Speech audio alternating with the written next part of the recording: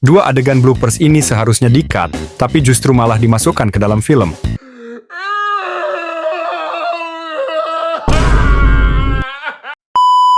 Adegan pertama dari film Crazy Stupid Love. Di adegan ini, suasananya harusnya tegang dan emosional. Namun salah satu aktor malah kentut di tengah adegan. Reaksi pemain lain langsung berubah dan mereka berusaha keras nahan ketawa supaya tetap terlihat profesional. Dan adegan ini tidak di-cut, tapi tetap dimasukkan ke dalam film. Keep it in the family, okay?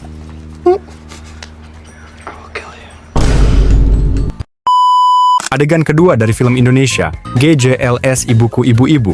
Film ini benar-benar beda dari film lain. Kalau biasanya bloopers itu dibuang atau cuma muncul di akhir, di film ini justru sebaliknya. Kesalahan dialog, lupa skrip, bahkan aktor yang tiba-tiba ketawa di tengah adegan, semuanya sengaja dipertahankan. Makanya banyak yang bilang, ini bukan sekadar film tapi film yang isinya bloopers semua.